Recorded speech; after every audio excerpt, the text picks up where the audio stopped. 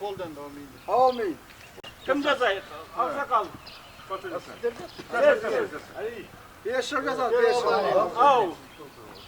Aldığa geliniz. Ağdayım, orundasın, kızırım koldasın, maldı olsun, canlı olsun, özgür olsun, aldı olsun, sayısız, kasap etsen toyları kutlu olsun. Allahu Ekber.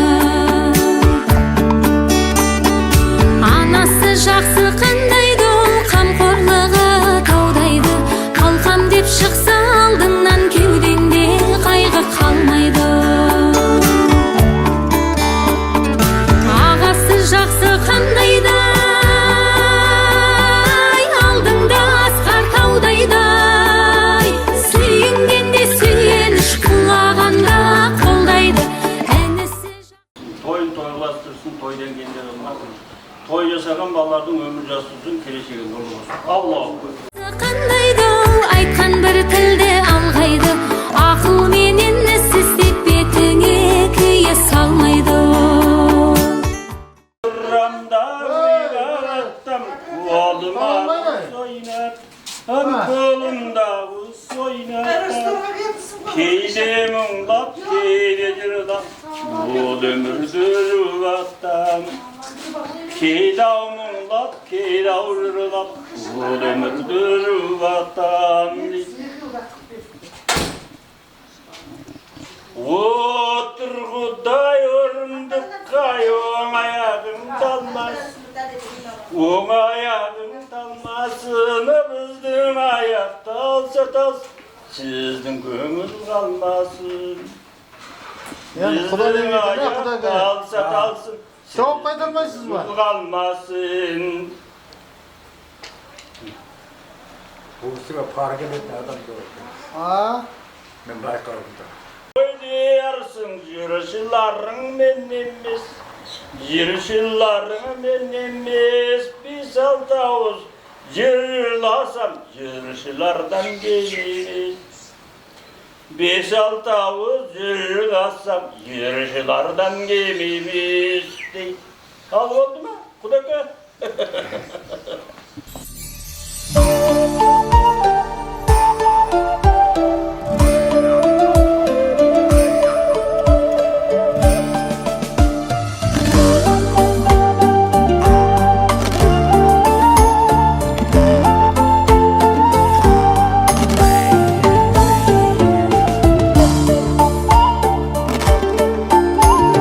Degende toy toy bazar toylay geldi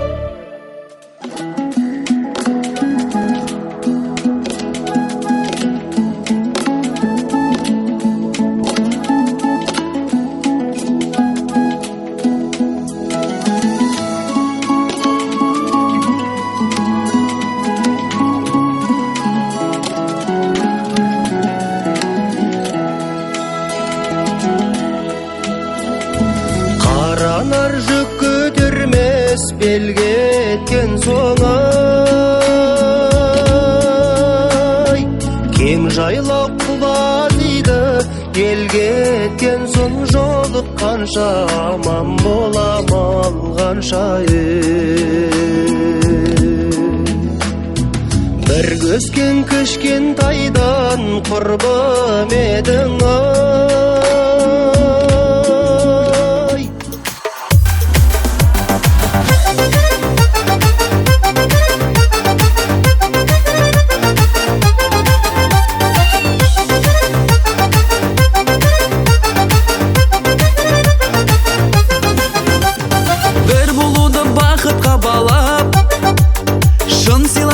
анық махаббат ән саламын қуанамын келді қайын құдаларың қарсы алайық соғып шапалақ ән саламын қуанамын келді қайын құдаларың қарсы алайық соғып шапалақ құдалар келді құдалар бірге болайық мәңгі құдалар құдалар ізгі құдалар тәңірім қосқан бізді құдалар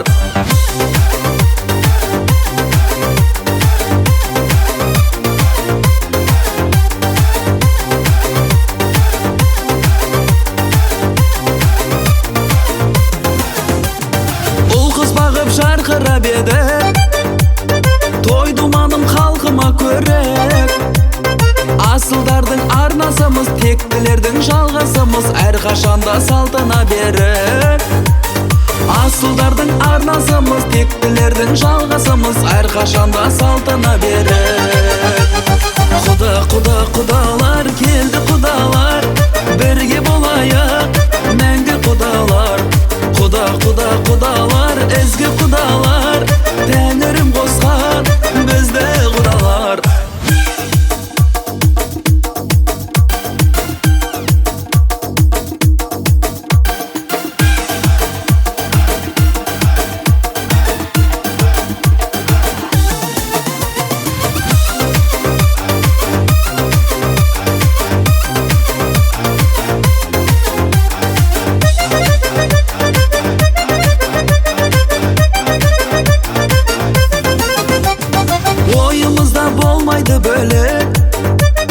тойымызда болмайды бөлек төс қағысып шапан жауып бір тұғырға қатар қонып құдаласу қандай керемет төс қағысып шапан жауып бір тұғырға қатар қонып құдаласу қандай керемет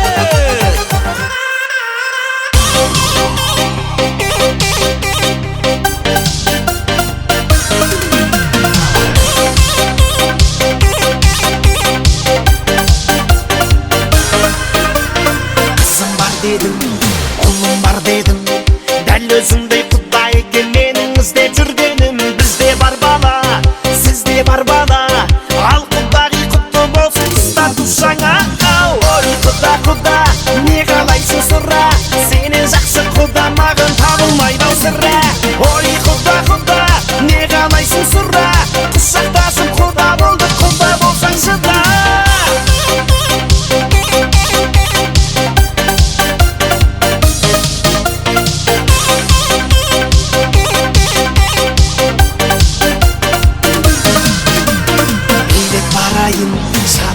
жабайын құйрық бауыр беріп көз қарсы балайын керейін арқан көбейсін ортам құдағиым билеп шықсын ағайын ой құда не қалайсың сұра сенен жақсы құда маған табылмайды ау сірә ой құда не қалайсың сұра құшақтасып құда болды құда болсаң шыда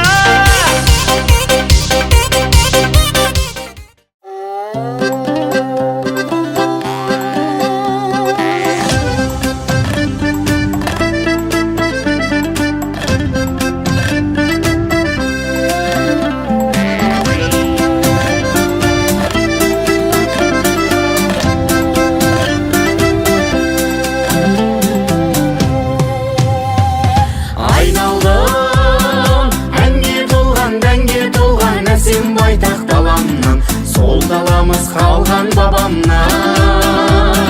бізде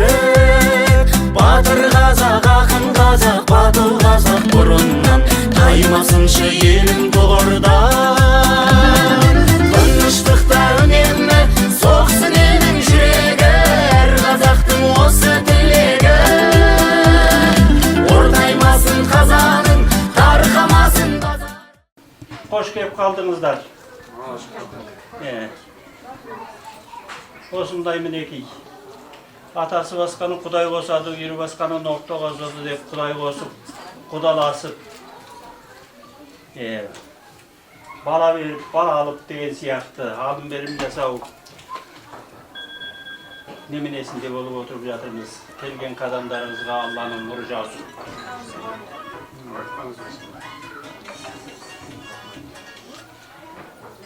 Енді әлгі бір немелерің ғане? Ақтан, ыдыстарыңменен әкеліп, мына кісілерге ақтан ауыз түйгізіңіздер. Ағынан жарылқасын.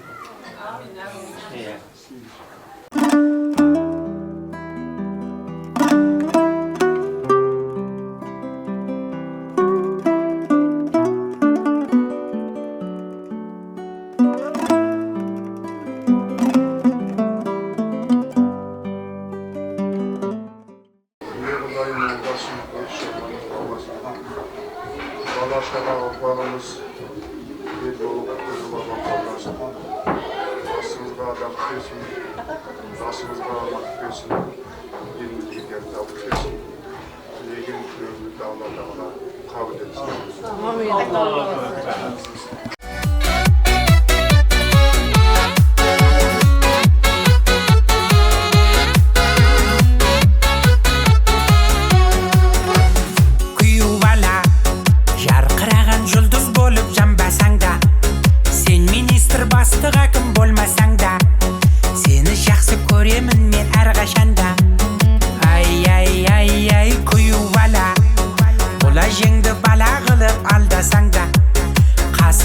Өмір бойы қалмасаң да қайын жұртты ойлап қойшы анда-санда ой ой ой ой күйеу бала қайын жұртқа бола берші сүю ғана өз отбасын өзгелерден биік көрген сенде күйеу бұл әлемде біреу ғана ой ой ой ой күйеу бала қайын жұртқа бола берші сүю ғана өз отбасын өзгелерден биік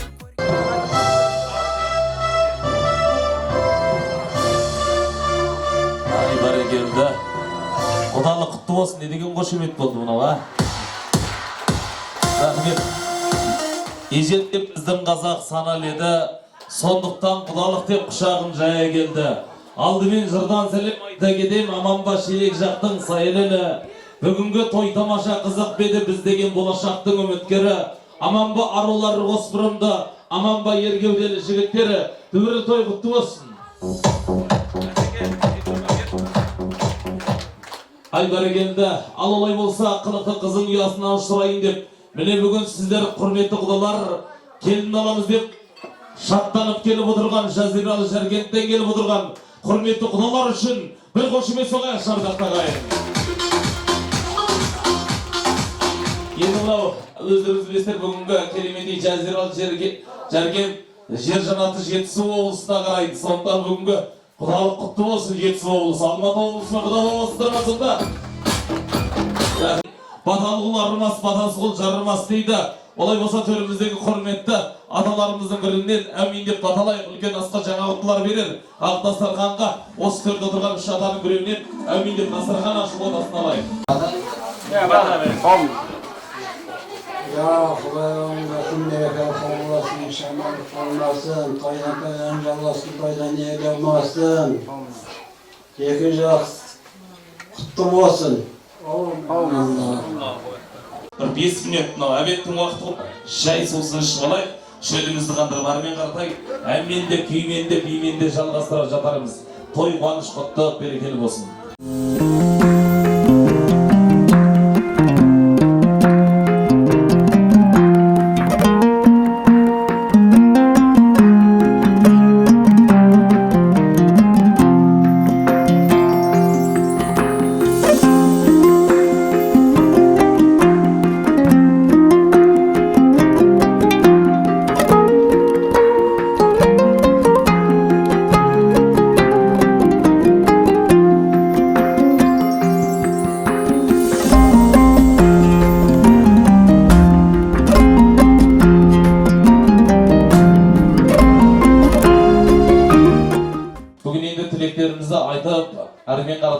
болса жатар.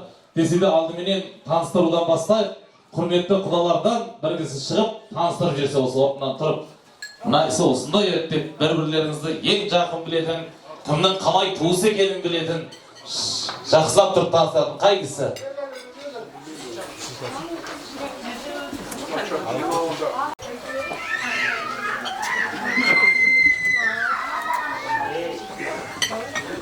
Ассаламалейкум. Құрметті Құдай бастан Мінекей, ауылдарымызға кеп қалдық. Бағана өздеріңіз айтқандай, ата-ана басқа Құдай басады, ері басқаны доқтауызын демекші.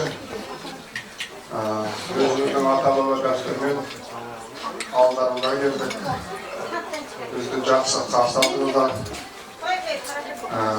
Болған басын деп көшеге, жерге су сеп қойсыздар. Мұның барлығы нұр ғой. Алланың нұры жақсы болсын. Жақсылықта, әрқашан жақсылықта жолығайық. Сіздермен біз мінекей өтен емеспіз. Қазіргі бүгінгі күні әр қазақ менің жалғызым деген ғой. Сондай құрандамыз. Ал енді мынау біз анау Жаркентте өңден кеп отырмыз. Білесіздер, естідіңіздер, көрдіңіздер.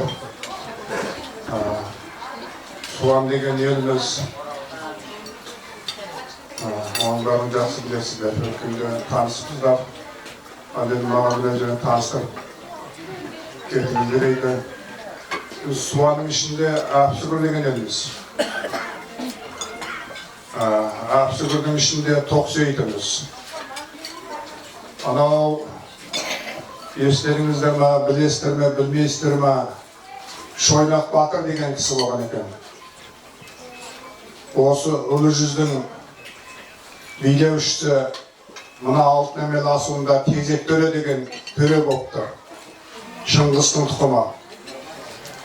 Сол үстіне Қытайдың қонтайшысы алып бара жатқан жерінен біздің сол бабамыз құтқарып қалды. Бұл тарихи дәлел бар, бірақ көп айтпайды, бұл шындық.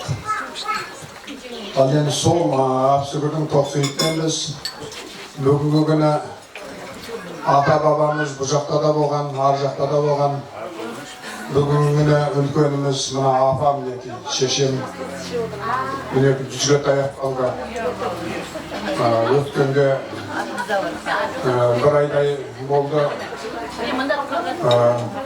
97 жасын үлкен Жаркентте үлкен мейрамханада атап өтті, той жасап, немерелерін жасап берді. Аты Зауатхан апа. Бүгінгі үлкеніміз. Содан кейін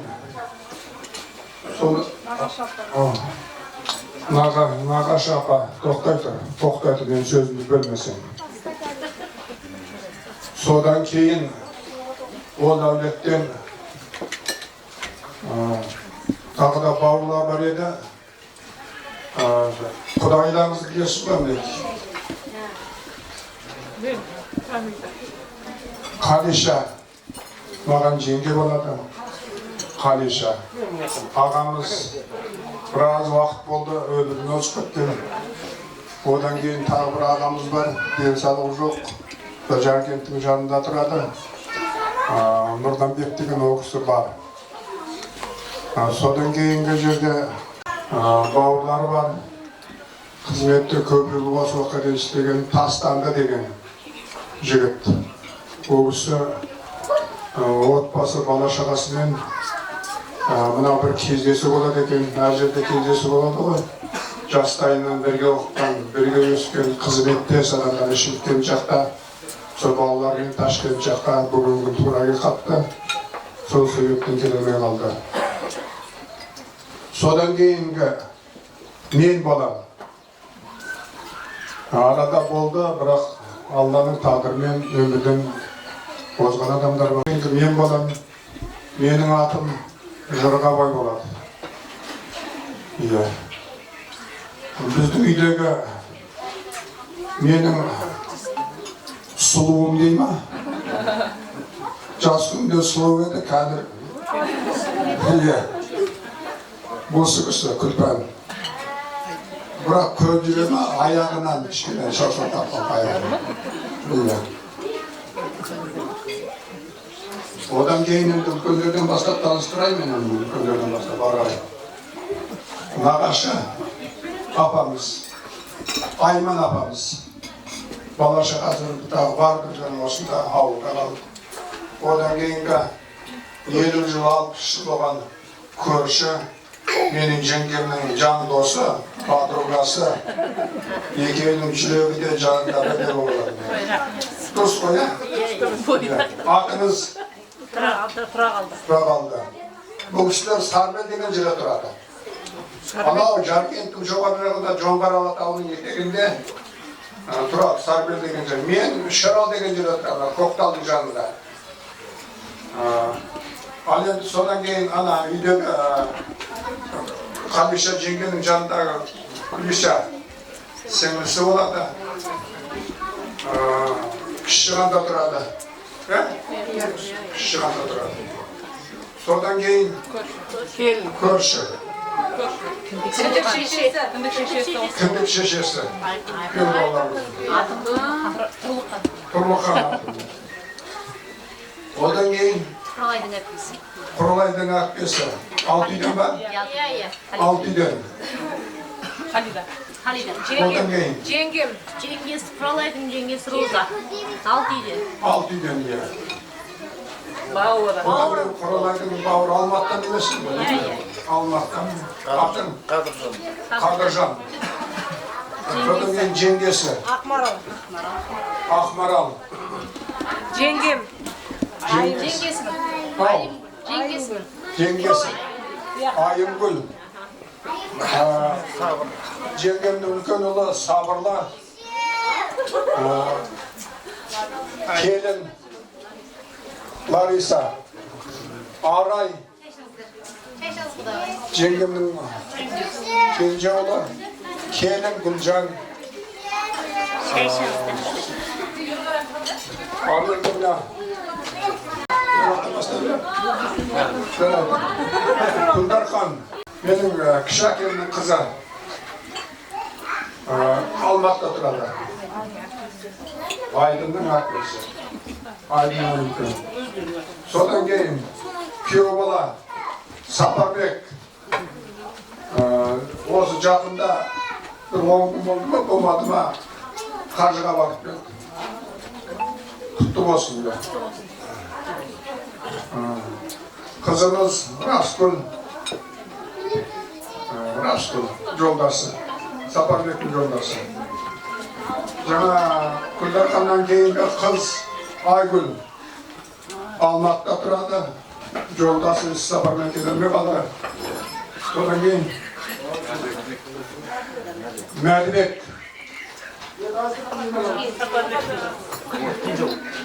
Біздің кенжеуі ғой. Сапарбек. Бойдақ. Дарина. Осынша бастары сұрап кетеміз айтып қойын. Біздің қыз. Үлкен қыз. Үлкен қыз. Айдынның үлкен қызы. Құдаларыңыздың үлкен қызы. Назгүл. Үйдің кенжесі қыздар. Бауырым. Айдынның. Құданың. Құдаларының қарындасы ең кенже қарындас.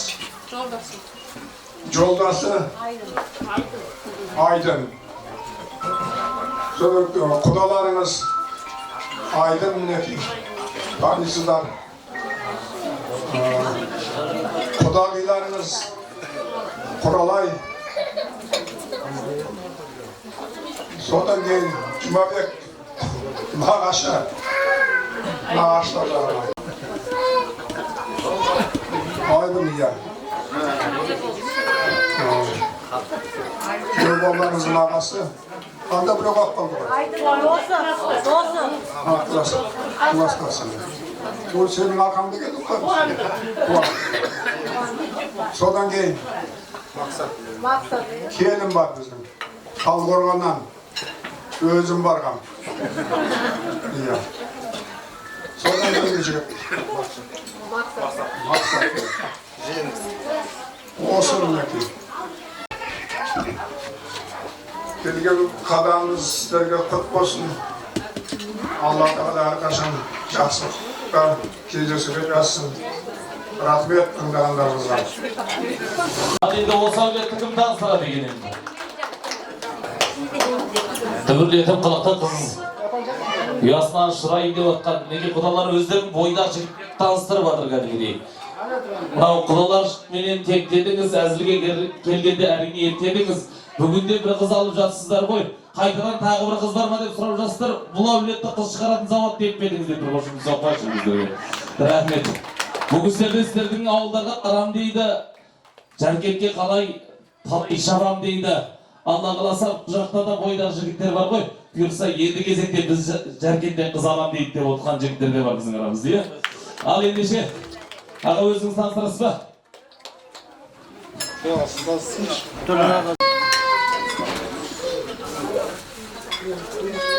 Бақ болғандай болған болса, Құдай қосқан құдалар, келген қадамдарыңызға Алланың нұры жаусын. Мінекей атасы басқаны Құдай қосады, ел басқаны оқтауыз деп. Құдай айтқандай Құдай қосып, бір дастарханда басымыз қосылып, береке бірлік ынтымақта болып, міне дастархан жайылып, сіздер жағынан таныстырылып, құдалар, құдашалар, құдағилар таныстырылды. Енді біздің жақтың біз Қызай деген ел боламыз. Сіздер Суан боламыз дедіңіздер, біз Қызайдан боламыз. Қызайдан құлдап келгені уақытысында төменгі әзір атауымыз Сәменбет деген ел боламыз. Сәменбет деген елден осы жерде келген 10 шақты семья осы жерге орналасқанбыз. Осы жерден мынау. Мен осы жердегі Сәменбеттің, осы Черекте келген Сәменбеттердің үлкені, менің атым Төлеген. Мен құдаларыңыз боламын. Осы сіздерге беріп баратын баланың әкесінің ағасымын. Сондықтан мінекей құдаларыңыз деп танысаңыздар болады. Өнім көйінгі мына құдағыз Ерболаттың екінші ағасы мынау Мұқатай деген жігіт, Мұхаметқан аты. Мынау жүріп тұрған жігіт, қолыңды көтеріп қой, Мұхаметқан. Осы Мұхаметқан деген жігіт, мына сіздерге құда болатұғын Ерболат деген бала, біз өз үшімізде бота дейміз. Сол ботаның бірге туған ағасы. Мұхаметқан. Марау қасында отырып келген, сол Мұхаметқанның келіншегі. Құдағиларыңыз, үлкен құдағиларыңыз әзірге. Өнімге мынау жерде Бақаш деген келіндері отыр. Бұл осы Ерболаттың ең үлкен ағасының келіншегі. Ол Зават деген құдаларыңыз Қытайға кетіп едір, денсаулық жағдайыменен. Әзір сол Қытай жақта тұр, бұл келіншегі. Бір-екі күн болды осы той байланысыменен келіп отыр. Мынау Бақаш деген құдағиларыңыз. Оның бер жағында тұрған Ержан деген бала. Осы Мұхаметқан, Зават, Ержан, мына сіздердің құдаларыңыз Ерболат бота, осы барлығы ағайынды кісілер. Осы жерге, мына Қазақстанға келіп, осы жерде жердесіп, осы отонға ел болып, осы жерде жүріп жатқан жағдайымыз. Бұлар өзі 9 ағайынды. 7 ұл, 2 қыз. 7 ұлдың 5-еу осы жаққа келді, 2-еу біреу қайтыс болды, бір бауыр сол жақта Қытай жақтан келген жоқ. 2 қыз Қытайдан келген жоқ. Сонда 9. Мына бота түрегел орнына мына нақ бел құдаларың бота. Қолыңды көтір. Осы бота деген бала әзір сіздерге баласын аттандырып беретұғын. Осы құдаларыңыз ана біреу биік тұрған бала. Соның ар жағында Orhan degen kudagıylarınız kelin. Sonday mına Yerjan'ın gelinçegi senin aytpay kettin kasında turgan Orhan degen bala son mına Yerjan'ın gelinçegi barlığı kudagıylarınız birge turgan agayındı kişiler barlığı. Сол сияқты bu Kazakistan'a gelgenden keyin barlığımız, bağırımız, tuzpuz, ar жағынан alıp aytkan vaqtısında barlığımız tuzpuz. Bularning eng kenji enisi ulkan uyunda oturgan mına Albolat degen bala. Albolat kolunu götürüp koyup. Albolat'ın kelinçegi Aygül degen bala. Mına hazırki ulkan uyumuzda oturgan. Осы екі жігіт осы жерде қазір үлкен үйді ұстап отыр. Қалған бауыр туыстардың барлығы осындай. Енді мына жақтан салыстырып айтсам, мына біреу отырған ақ кимешек киген құдағи. Осы Ерболаттың үлкен баласының ұлы енесі. Ол енесі, әжесі деп қарауға болады. Сол сияқты сонан қалғандардың барлығы өзіміздің бауыр туыс, келін кешек осындай жағдайларымыз. Күйеу балаңыз танысыңыз, күйеу балаңыз. Сонымен осындай болып келе жатыр. Келе жатқан елміз. Осының барлығы қалғаны құдалар, бауырлар. Өзіміздің туыстар, барлығымыз бір қыз айтым ұрпағымыз. Осындай елден, енді өз ішімізді азырақ бала береміз, енді құдалығымызды өзіміз білеміз. Оны мұна сіздер ортасында, ол өз ортасында айғай салмаймыз, өзіміздің бауырымыз деген сөйтті елім. Оспан таныстырыңыз, міне. Ау. Оспан таныстырыңыз. Енді әзірге сендердің ауылға баратын баланың екі қыз бұрын. Мына Оспан деген сендерге баратын баланың бірге туған ағасы. Оспан деген бала. Сәулегер қайда?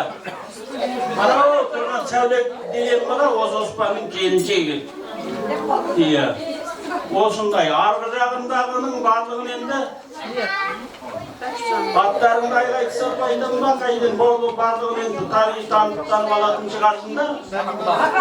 Бәтима қыздың құдаң айтпайсыз. Үлкен қызының атасы деді. Бәтима деген үлкен қыз анау не? Сіздердің ауылға баратын баланың бірге туған апайы. Сол апай сол Бәтиманың атасының Қозыбай деген бала. Бір жақ бауырымыз, бір жақ әзір құда болып, үйсіне үйтігіліп осындай болып отырған жағдайларымыз. Жаңа бергілі сен бір таныстырайын. Енді арғағында қолдардың атын өзін сен өзің таныстыр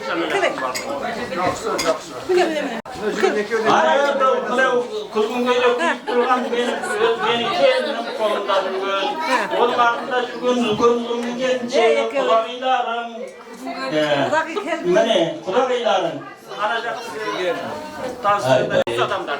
Қошемет соқпайық. Ана жақтың тамадасы мықты екен, Күлгін көйлек деген соң болды ғой. Светтермен айтып жатыр кәдімгідей. Рахмет ата. Той қыласын енді. Апа, сіз біреу таныстырайын демішсіз ба? Таныстырып болды. Болды онда.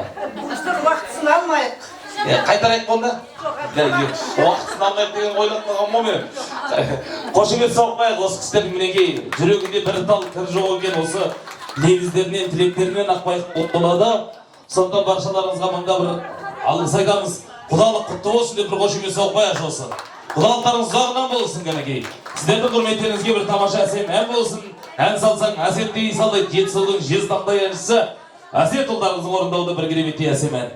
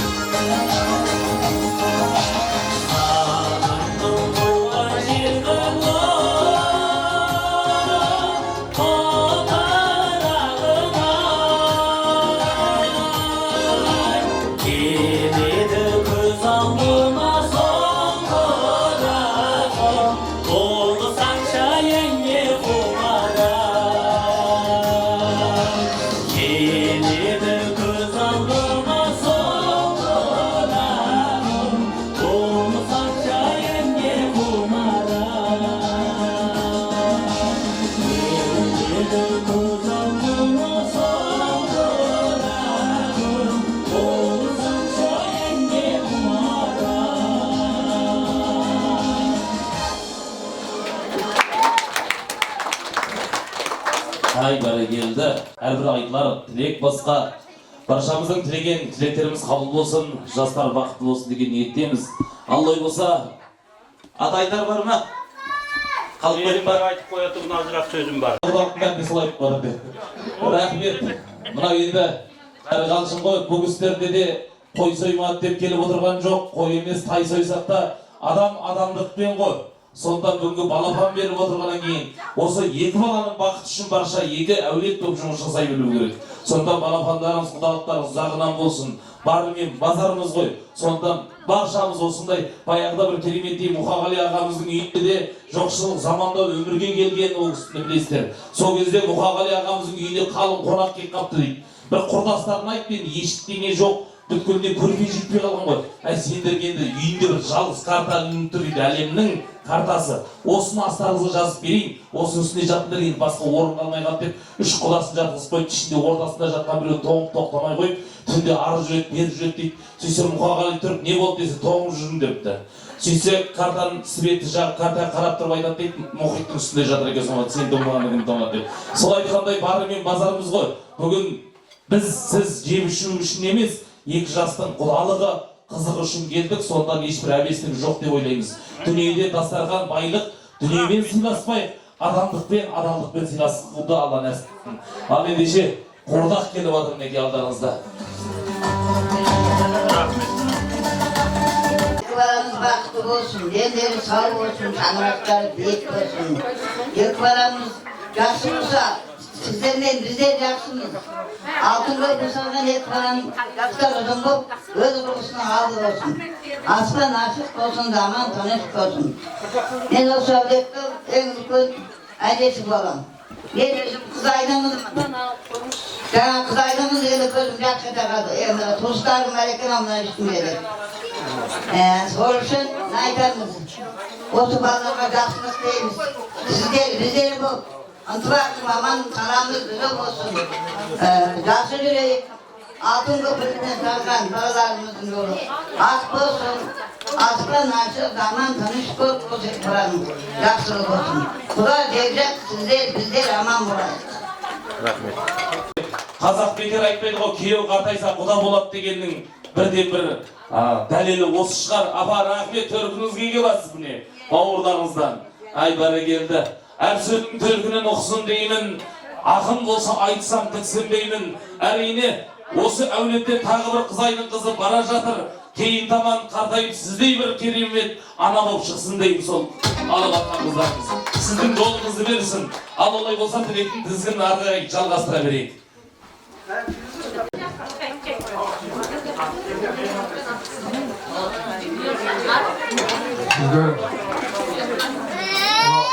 Қоштасқан сөз біледі екенсіздер. Сөз бергендеріңізге рахмет.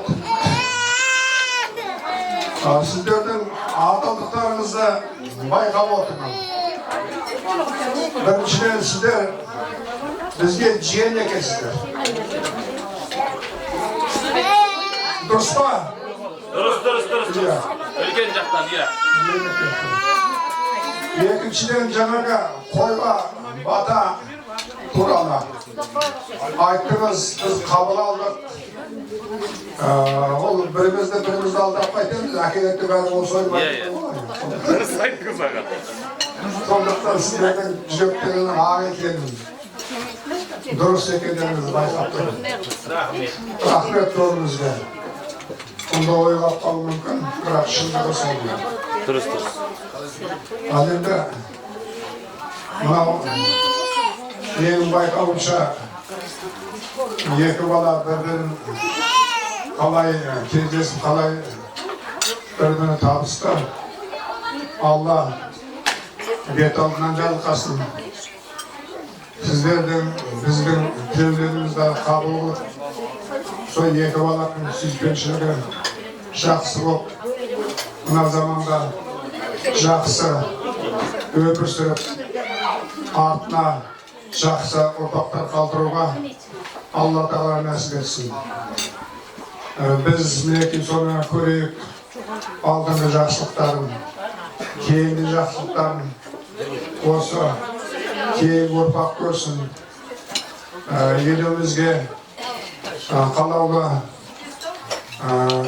саналы азаматтар келіп, елімізді көркейтіп, көптеп, мына мүшеғайыр жоқ.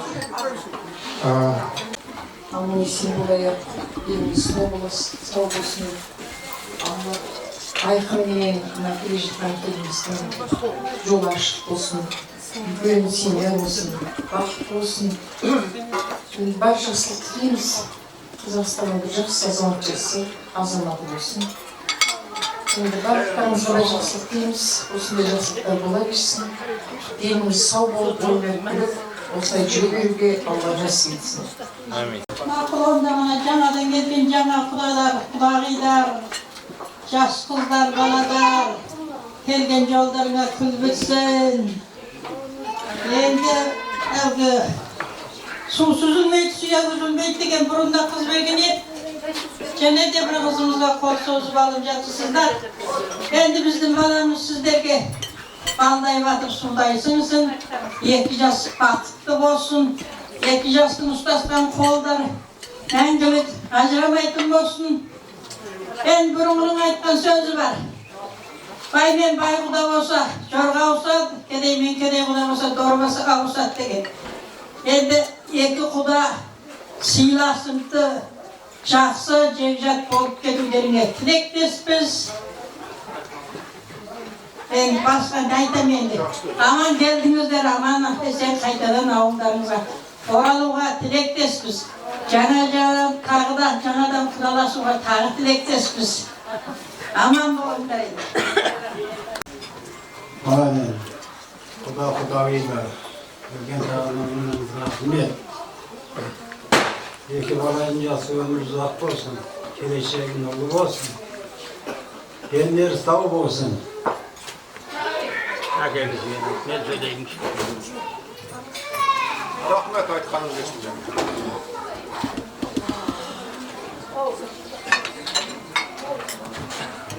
Maqul. Мінеки сіздерменен жекжат тұрат болып, баламызды беретін болып, үй үстінде үй түксе жылы болады, деген құд үстіне құда болса тату болады деген сөз сияқты. Жаңағы сіздердің әже деген кәдеміз, біздің кәдеміз болып шықты ғой Қызайдың қызы. Қызайдың қайсының қызы боласыз? Қызай дегенде қара деген еді.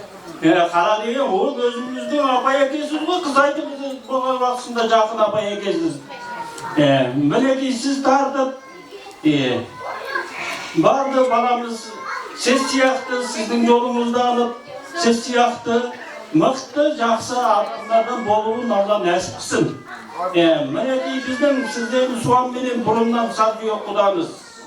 Сатүйек құда болу мақсатымыз қайсы десе, сіздердің Дәркембай деген ақсақал біздің жерге барып, біздің елдің ішінде болып, Дәркембайдың екі қызын мен егеге алған.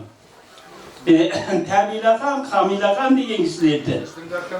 Дәркембай мырза келді. Мырза келді, сол Дәркембайдың қызын менің егекем алған. Сондықтан сіздер біздің ұлы нағашымызсыз. Яғни тәтемізді сіздердің ауылға барыпты мені. Тәтемізді ұрпақ екесіздер, бөтен емес екесіздер.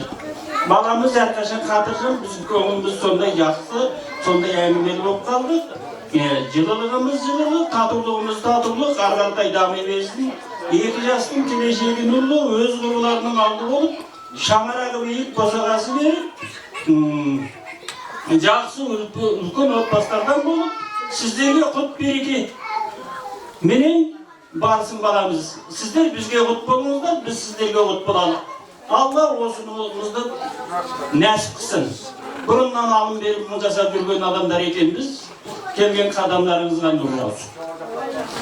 Екі балам бақытты болсын, көтерген шаңырағы биік босағасы беріп, алдағы қатардағы тәрбиелі семья болсын деп шын жүректен тілеймін. 1000 жылдық құда болайық, 100 жылдық күйеу болсын. Еліміз аман, жұртымыз тыныш болсын, бәріміздің үйімізде той болсын. Барлығымыздың тілерім сол. Рахмет. Қымбатты бүгінгі күнгі жекжаттар қадамдарымыз құтты болсын, тойымыз тойласын, бала шағамыз аман болып, аспанымыз ашық болсын. Не дейміз? Мен осы құдамызбенен де іргем тиген көршімін, әрі бұның әкесі менің Қырғабай айтқандай 60 жылдық көршіміз. Ыстық суығымыз араласқан.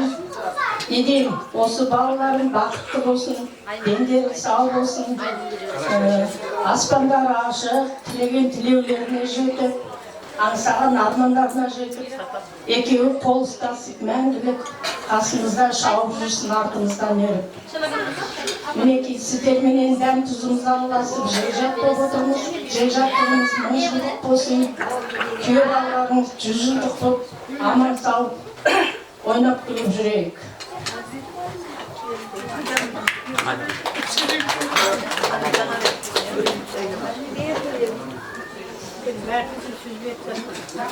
Ал мына бүгінгі құда жекжаттар, бүгінгі тойымыз құтты болсын. Тойдың басы ғой бұл. Мен ана Айдынның тәтесін. Айдынның тәтесімен мен өзім 3 келін алғам. Ең үлкен келінім ұйғыр қызы әнектір ғой. Лариса деген. Одан кейін екінші келін алғам. Үшінші мана Гүлжан. Біреу бар үйленбеген енді.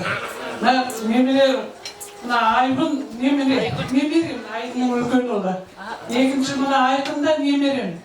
Немере келін алғалы отырмын. Дендеріңіз сау болсын, осы немерелер өркендеп өсе берсін, әрқашан аман болсын. Мен Алматыдан Айбергеніміз кепті, о да осының артынан о да үйленсін. Студент бұл. Деніміз сау, бала шағамыз аман болсын. Сіз бізде бір шағын шайды бөліп шығып, әрқашан құда жекжат аман болайық. Екі жақтың құдасы тату-тәтті болса, балалар ешқайда бармайды, балаларға да тәрбие айтамыз. Біздің жаққа келген келіндер айбет келеді. Жақсы өзімізге сіңіп, өзімізге тапқан балалар. Сол енді не деймін, ол қыздарыңыз аман болсын, тойдан тойға жетейік, әрқашан осындай тойды бас қосайық. Бүгін құдамдарыңызға көресін.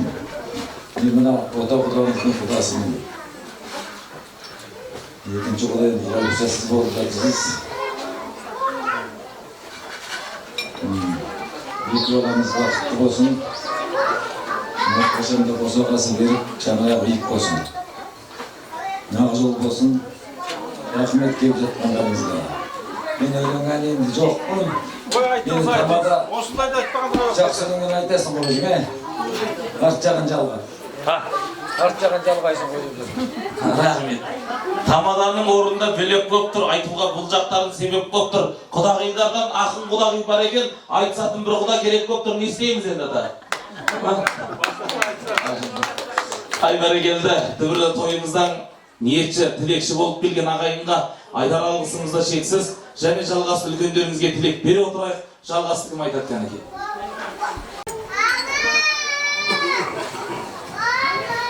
Ал құрметті құда-құдағилар, бүгінгі құдалықтарымыз 1000 жылдық болсын, 100 жылдық болсын, құдалықтарымыз құтты болсын. Екі баламыздың ұстаған қолы мәңгілік болсын. Екеуінің босағасы берік, шаңырағы биік болсын. Заманымыз тыныш, аспанымыз ашық, заманымыз тыныш болсын. Құрметті құда-құдағилар, құдалығымыз 10 жылдық болсын. Енді осы Шелекпенен Жаркенттің ортасы алтын көпір болсын. Келініміз бізге жақсы, құтты келін болсын сіздердің құлдарыңыз. Сіздерге енді күйеу балам қайсы дейтіндей, міне дейтіндей жігіт болсын. Бақытты болсын екі баламыз.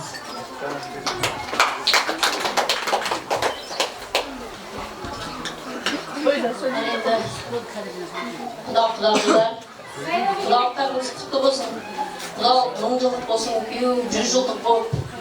Жаркент пен Шелектің ортасы алтын көпір болсын.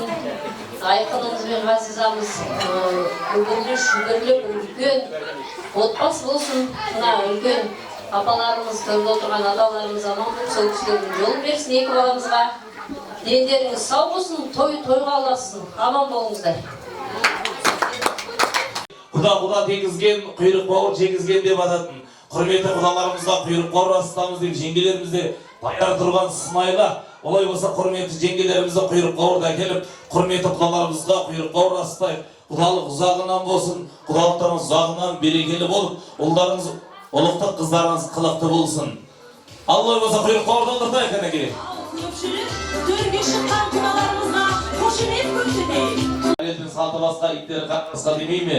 Сондықтан бүгінгі осы құйрық бауырдың алдында біз ең алдыменен тәтті әкелеміз, тәтті құда болайық, бір-бірімізге сәтті құда болайық. Бір жерде құйрық бауыр мен төс қақтарды беріп жатады, дұрыс қой, иә?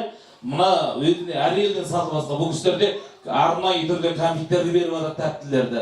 Тәтті құда болайық деп, енді дәстүрлі салттары баршамыз бір қазақпыз, тамырын алып өтілген десе де бір ауылдың келесі ауылға дәстүр оқсамай ататын айдаманы. Сондықтан енді сол тәттіні алдыртайық, тәтті құдаға. Енді амал жоқ болды. Болды.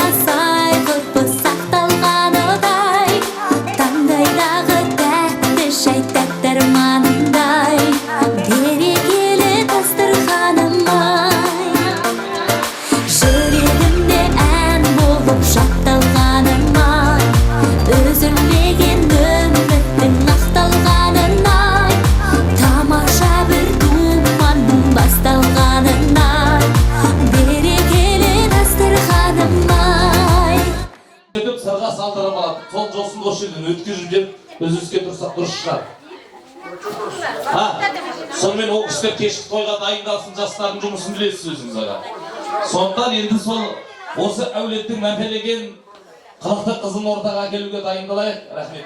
Бағана мен кәмпит әкел деген жеңгелер үшін мына жақта әкелмей қойған болатын шы. Қазір ана табақтың іші ақшаға толып қалып, ана кісілер маған берші деп таласып отырған жақта. Енді солай болайын деп жатыр. Бағана кәмпит апарыңдар, біреуін түсіндіріп беріңдер деген бермей қалады да. Енді сондай болып жатыр.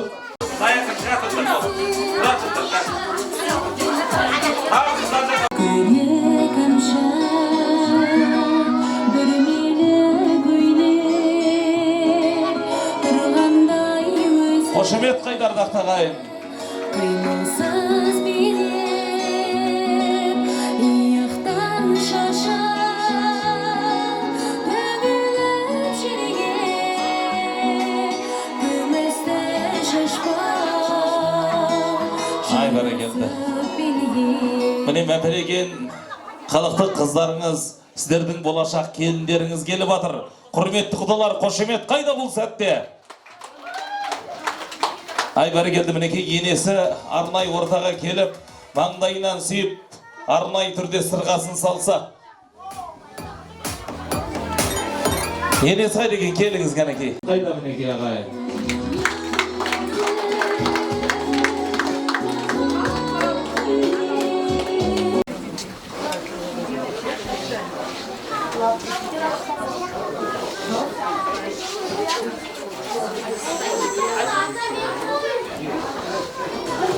Құрметті құда-құдағилар, рұқсат болса, Алима қызымызға өксін тағып алайық.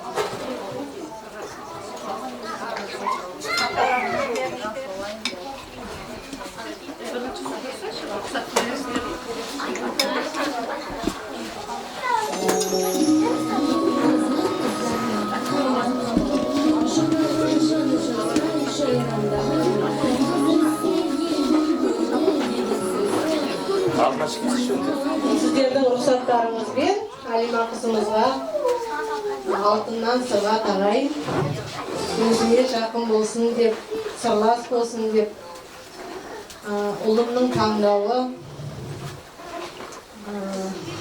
өзімді солықтым. Айқын екеуі бақытты болсын, шаңырақтары биік болсын, босағалары берік болсын.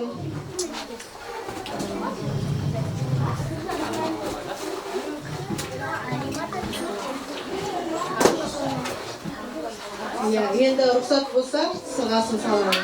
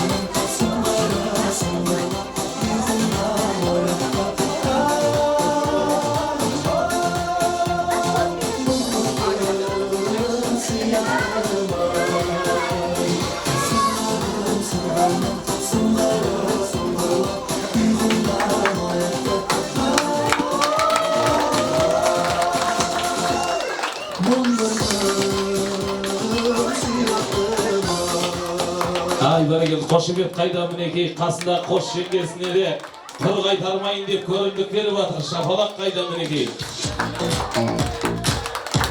Ай, бәрекелді. Басқа көрімдік берем деген кісілерге қарсылығы жоқ деп атыр. Жақта екі жеңгесі де. Ай, бәрекелді. Үлкен сіздерден бата сұрайық. Амин. Ана төрдегі апалардан, апасы. Sağ olsun, kosağымен kosa kalsın, aslan aşık olsun, zaman tanış olsun, otup gelip yatkan devlet cüratlar. Tökülem, adamlarımıza nur olsun, anlatıylasın ek olamın. Tanrı'nı büyük olsun, verimiz o şasaka ortaklık koy. Aslan aşıklar zaman tışka olan baktık olsun. Ağa göründük bir batırına жақта, ay bari geldi, kuanış olsun. Al, төрге қартай барып қайт мінекей. Қошемет соқпайық, ал.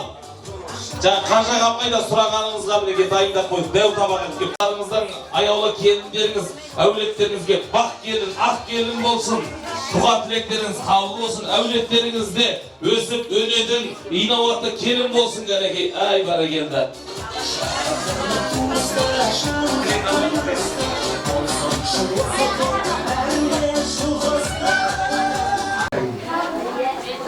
Амин десем маған, Құдайым берсін саған. Берейін бата асыңа, амандық берсін басыңа, адалдық берсін асыңа. Бөденеден жорғалап, қырғауылдай қорғалап, қыдыр келсін қасыңа. Бар екен деп тасыма, жоқ екен деп жасыма. Еңбек етсең ерінбей, қыдыр келе қасыңа. Дастарханың бай болсын, көңіл соған сай болсын. Ниет тілесең Алладан, соны Алла қабыл қылсын. Аумин.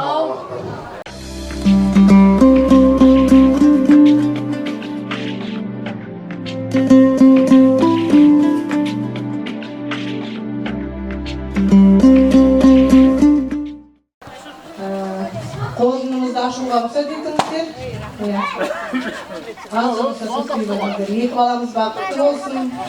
Жаркент пенен Çelebek'le altın götür bolsun.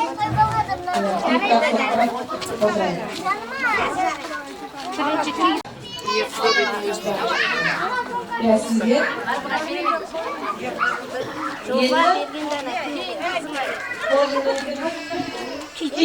Kiltegi kolay be?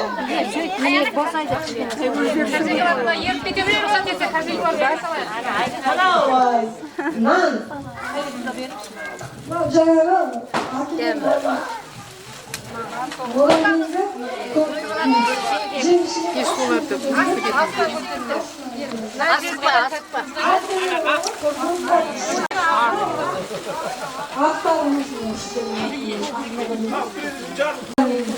Kulağımıza bastırdınız.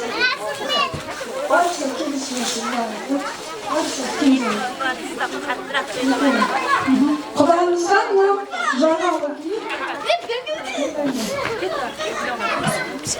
Yok. Kulağınıza olmayın.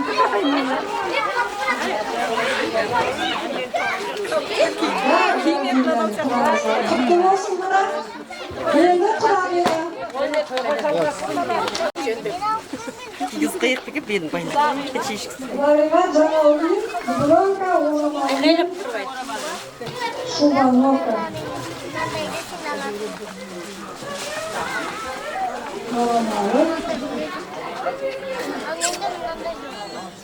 Canı altı. Cüzüğümüz var.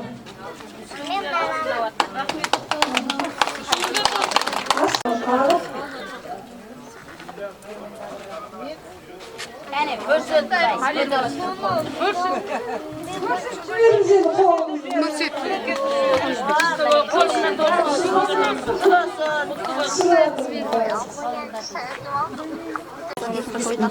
Bağırı. Ülke bağırı. Kudanın ülke bağırı.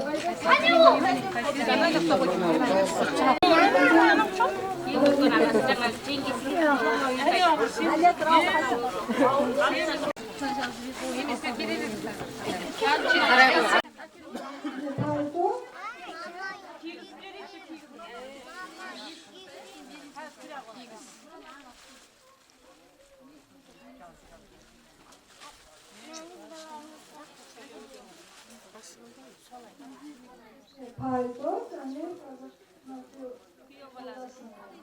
çokasını. Bir altın çizim.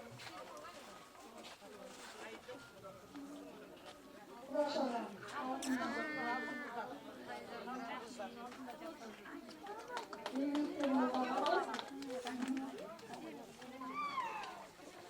Avru. Agası.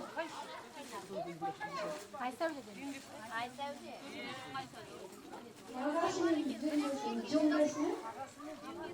Cengesi kimi? Acayip sorunu. Kelimelerinde ağasını.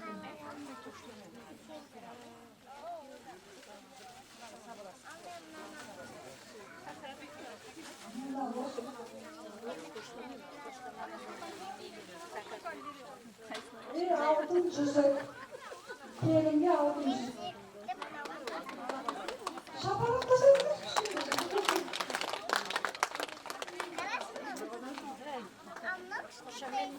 Uyuduklarım yatağınızda.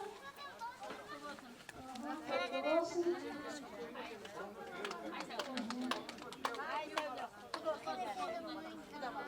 Kulağına çözük. Osmanlı malları. Ya, limelerinizi. Türk limelerinizi. Türk limelerinizi. Ya, uyku yedirinizi.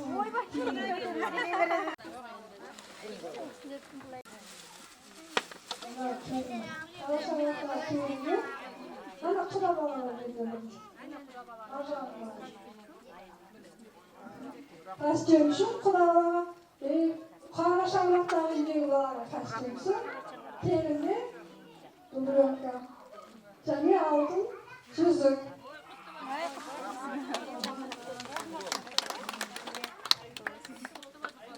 Kutlu olsun yiğitler yatağında.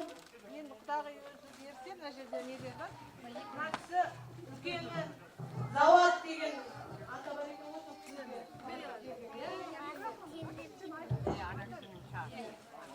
сол кісіге деп арнап келдім костюмсың менен көйлек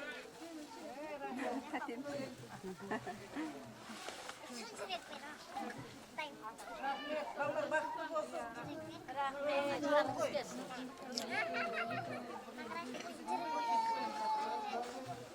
күн жауды еді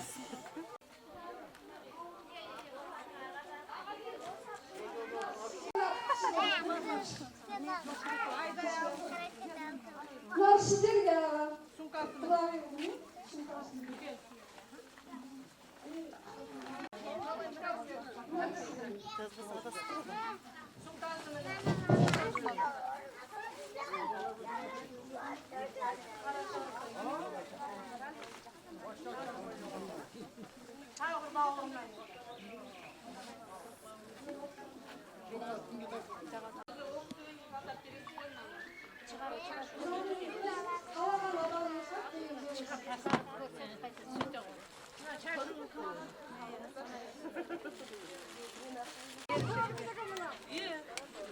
Meni saati bari ketdi deb qilmaysizmi?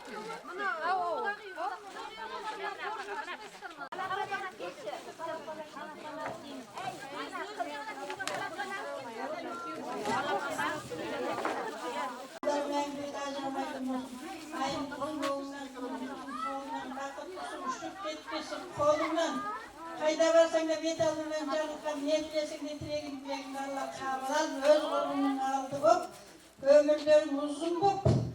Bir жақсы, салауатты aybat adam болғанға Allah нәсіп етсін.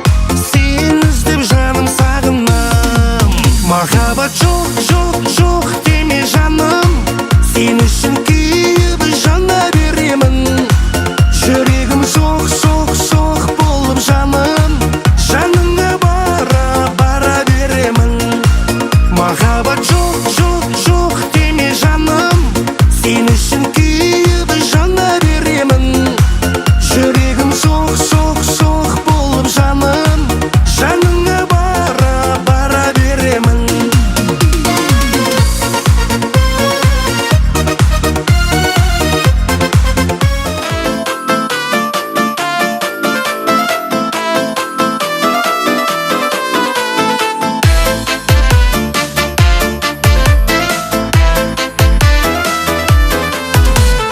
Ботақаның қарайсың мөлдіреген көзіңмен, аққу бар көлдегі махаббатты сезінем. Бір өзіңе бар сырымды айтайын деп келгенде, қалады тіл байланып ұялғандай өзіңнен. Бір өзіңе бар сырымды айтайын деп келгенде, қалады тіл байланып ұялғандай өзіңнен. Жоғаласың көптеге, келіп кетпеп теңе, сағынышың қайдасың, қасыма келер келе. Құшақ жайып қарсы алған арманымсың аңсаған, өзің арнап сүйіктім әсем әуен ән салам.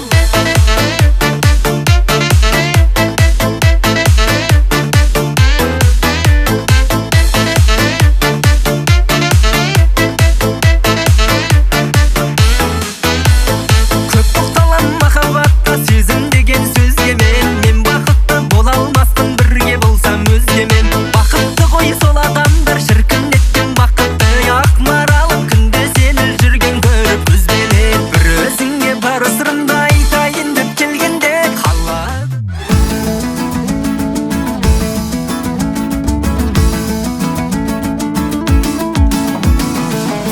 Құда дегізген, құйрық бауыр жегізген, құйрық бауыр жегізбесең, несіне құда дегізген, ай. Құда дегізген, құйрық бауыр жегізген, құйрық бауыр жегізбесең, несіне құда дегізген, ай.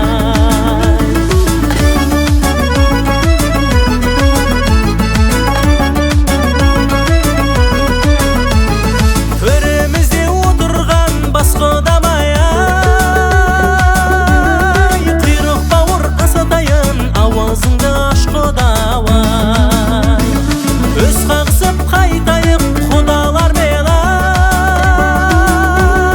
Тойларымыз ұласын мың жылдыққа құдалар, ай. Құда дегізген, құйрық бауыр жегізген, екі жастың арқасай бізді құда дегізген, ай. Құда дегізген, құйрық бауыр жегізген, екі жастың арқасай бізді құда дегізген, ай.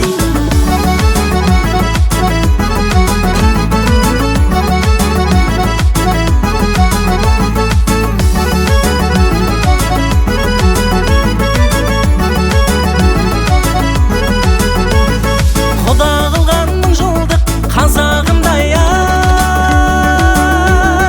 Салтымызды ұмытпай жүрейікші құдалар, ай.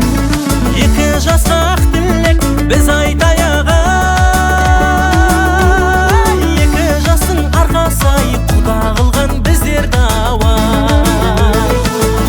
Құда дегізген, құйрық бауыр жегізген, құйрық бауыр жегізбесең, несіне құда дегізген, ай. Құда дегізген, құйрық бауыр жегізген, құйрық бауыр жегізбесең, несіне құда дегізген, ай.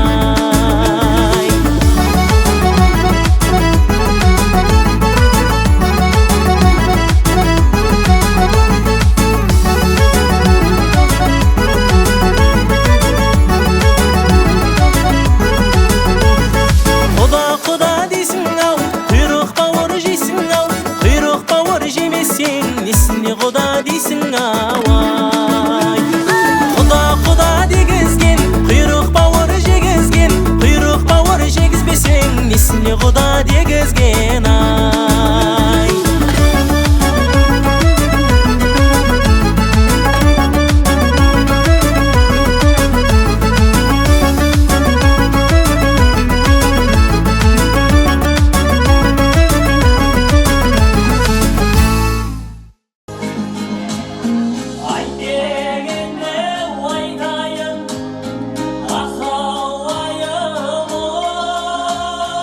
Sazdan cengen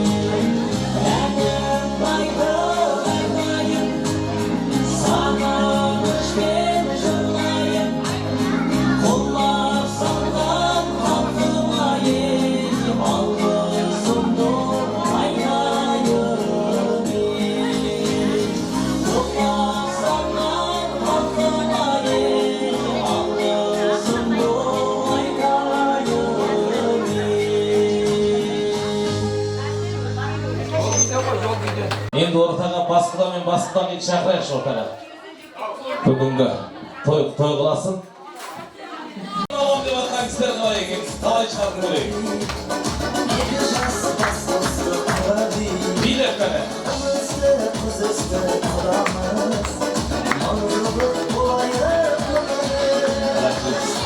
Büyümüşken atalar aman bolsun atalar. İki balamız baqıtlı bolsun. Al endi töz qag'isi degan salt bor bu sizlar asıqmay söyleydi o'zi. Öz o'rnida son töz qag'isi sayt deb o'tiramiz, o'sha saytni foydalanib. Aga kelingіз. Bunda er azamat bilan er azamat töz qag'isgan qo'y. Qozoqning dasturida dedi. 1, 2, 3 kettirgan.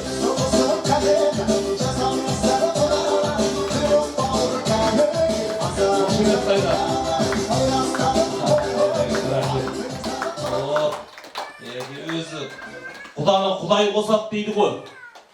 Құдай қосқан құдалар қараңыздаршы, екеуі де ренжіп тұрған мерекесіне, қуанып тұрған мерекесіне түріне қарасаң. Екеуіне қарасаң, шынымен нағыз шәкісін алсақ, сәл шаш өстірсе, құдасынан ұнбай қалады екен шыныменен. Бір оқсаған кереметтей құда болып жатыр, көріп отырсыздар ғой. Енді құдағилар қосқыда тәте ана жерге барбаңыз келіңіздер ғой. Құдай рахмет. Мына кісі кәдімгі наурыз той болып тұр мына кісі. Мына жақ құдалық той болып тұр кәдімгідей. Ал күшті билет келіп тұрып, сіздерден жүгіртіп жатпаймыз.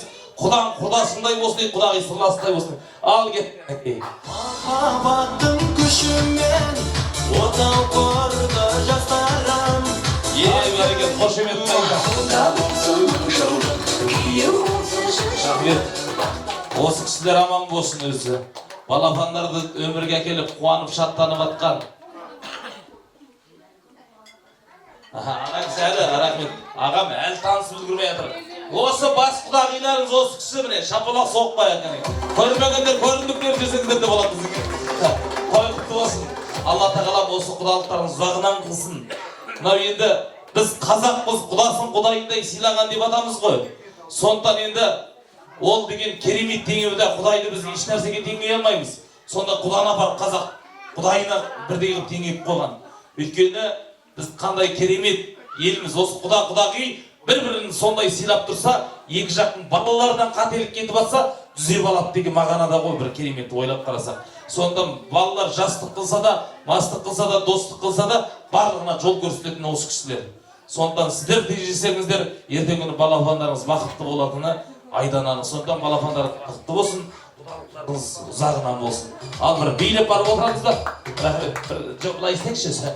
Құда мен құдағидың биі ұқсайды екен. Мына кісінің биі де үзіп жатқан. Жүрмішсі. Ал құдаңызбен бір билеп көріңізші кәнеке. Ал қос кеттік кәнеке. Қайдан мінеке? Өйді.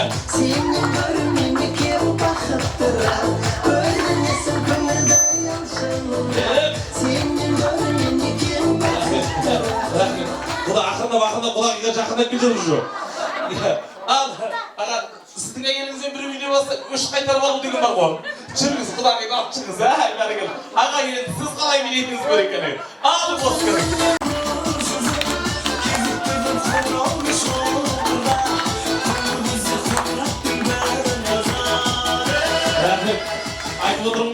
Ек құдадан да бес шықпайды екен көрдіңдер. Бірақ Аллаға шүкір Құдай қосады дейді, қандай керемет. Алла тағалам осы берекелеріңізден алмасын. Қайда бар жасын Жаркентке құдам үйіне бар жатырмын. Қайдан кел жасын Челектен құдам үйінен кел жатырмын дейтіндей сыйласындық болсын орталарыңызда. Осы берекелеріңіз ажырамасын. Мәңгі бірлікте жүруді Алла нәсіп етсін. Мыңда бір рахмет төрлетіңіздер кәнекей. Қошемет соқпай ақшасы. Екінің бірінің қолынан келмейді ол. Қажылыққа саяхаттап барып келсе де, бізде қанша ақшамыз болса да, Алла тағалам Құдай тағала бізге бұйыртпаса, біз ол жерге бара алмайды екенбіз. Қанша жерден ақшаң болса да. Ал енді Алла тағала біздің маңдайымызға қажылықты жазды ма, ақшаң жоқ болса да ептеп барып келесің. Солай ғой аға. Сондықтан енді сол анау қағбаның түбіне барып ел жұрт үшін тілеген қазір енді намаз оқымай жүргендер оқы деп ұрсып жүрсіз бе, жоқ оқымағанда дұрыс екен деп жүрсіз бе? Ал енді осы Қажекеңе берейік сөзді. Сәлеметсіздер ма, құрметті құралдарылар. Енді міне сіздер қызбен осыздар, біз құлағып отырмыз. Енді үлкендер тіреушіміз, бағыт-бағдар беретін кісілердің біріміз. Енді екеуі бірін жақсы көріп сүйіп қосылған екен. Аға соның енді ұзысын дейсін. Не дейміз енді, аман болсын осы бала мен екі бала жақсы семья болып, бір биіктен көрінсін. Екі жақтың да әке-шешесін қуансын. Бәріміз де аман болайық. Айналып келгенде жаңа мен жерге айтып отырмын ғой. Құда келгенімен мына кісілерді мен күтетін сияқтымын.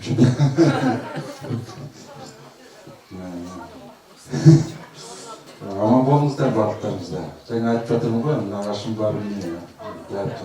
Жиен ағам. Жиен ағам болғаннан кейін енді мен анағылып мен күтетін сияқтымын. Аман болыңыздар барлықтарың екі жас бақыт болсын. Сізден сұрайыншы, сонда мына кісілер кім болады сізге? Қайын жұрт жақын ба, жиен жақын енді өзіңіз шешіп алыңыз. Онсыз да қайын жұртқа біраз қызмет атқарсаға сияқтысыз ғой басыңызға қарасақ. Ай бәрекелді, дұрыс қой. Әрине, осы Алла қаласа әулеттеріңізде той болсын, жиеніңіз де өсіп, екі ортада жүре беріңіз, ортақпын депші. Ертең ан жаққа барғанда да мен жиен жақтан келіп деп қонақ құда болып отырмамыз. Қайын жұртқа бір күтіп көрсеңізші сіздер. Тағы айтатын кісілер бар ма құдалардан? Мына жақтағы кісілерде. Ай бәрекелді, Кәдіржан ағаға берейік сөз.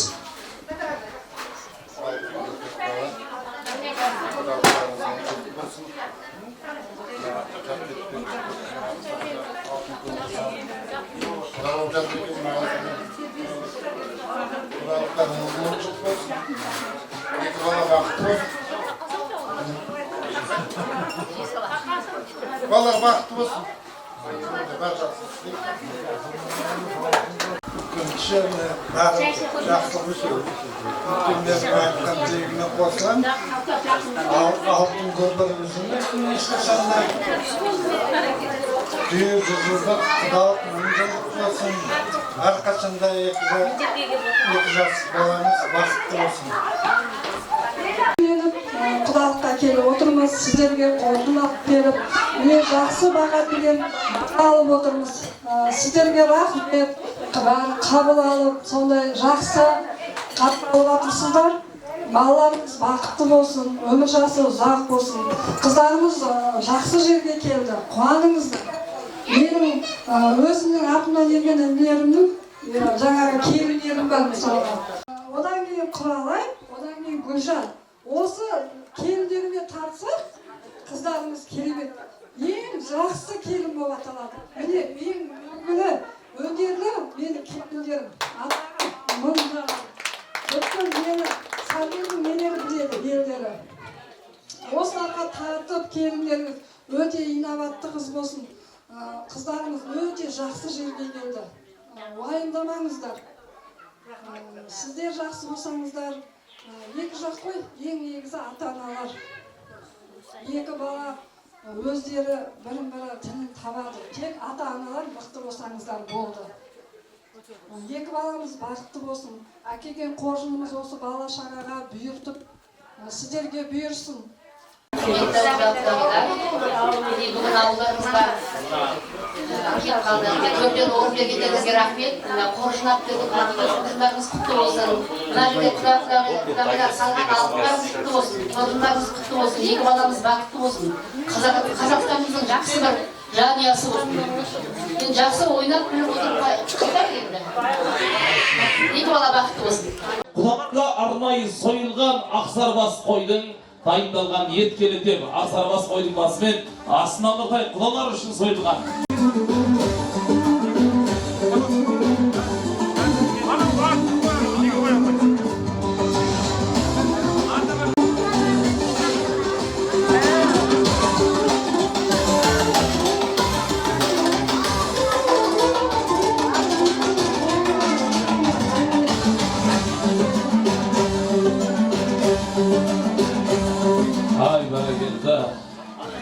Қазақтың дәстүрі үлкен асқа ақ батаны сұраған, баталайық төрде тұрған құрметті біздің құдадан деп.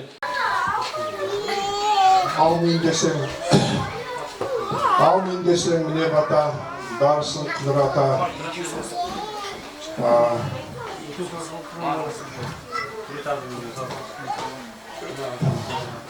Қораңнан мал кетпесін, аулаңнан ған кетпесін. Үйіңнен сан кетпесін, бауырың бүтін болсын, сатылмас бүтін болсын, күніміз шуақты болсын, жеріміз ырысты болсын, тілеген тілеуімізді Алла Тағала қабыл етсін. Аумин, Аллаху акбар.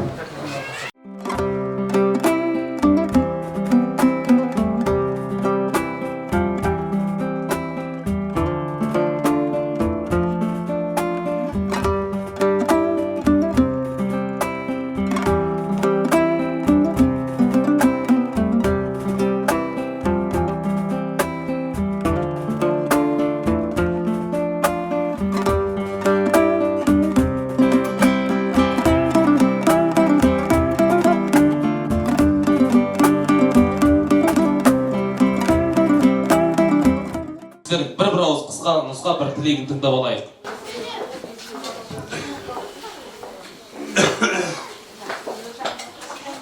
Құрметті құдалар,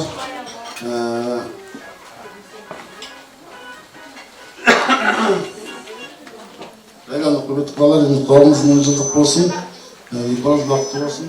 Ал енді орнаттан жол баттығынан сіздерге жолымыз бар еді. Сіз айтып алсыз ғой, рахметіңізді, тілегіңізді айт жаным әшеймін. Тәнде бірдеңе бар ма айтар? Қосыласын? Не деген жақсы кісілер, сөйлемейтін кісілерді жақсы көремін өзі. Қошемет соқ қояқ өзі. Енді бұл жерде көп сөйлегенде емес, дөп сөйлегенде ғой. Баршалықшылығы, разылықшылықта. Сондықтан енді сіздерге орамал тон болмай жол болады деп барлығын үлестіріп берейік. Сонымен батасын алып, бүгінгі бір билеп алып, кешкі тойға дайындалайық. Сіздер болып, біздер болып.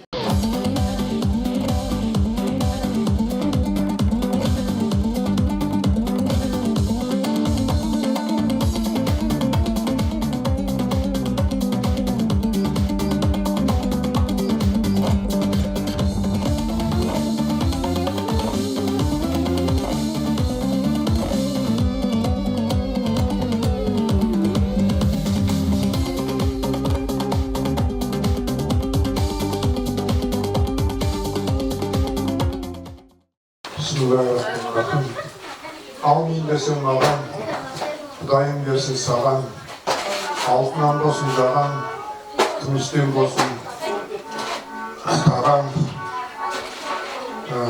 Әрқашанда елге сыйлы болып, жылдан жылға арта берсін маған. Алтыннан болсын тісіңіз, күмістен болсын жүзіңіз. Әрқашанда аман болып, аман есен жүріңіз.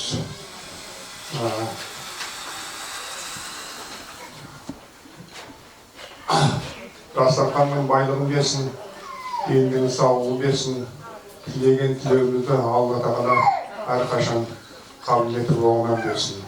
Аумин, Аллаху акбар.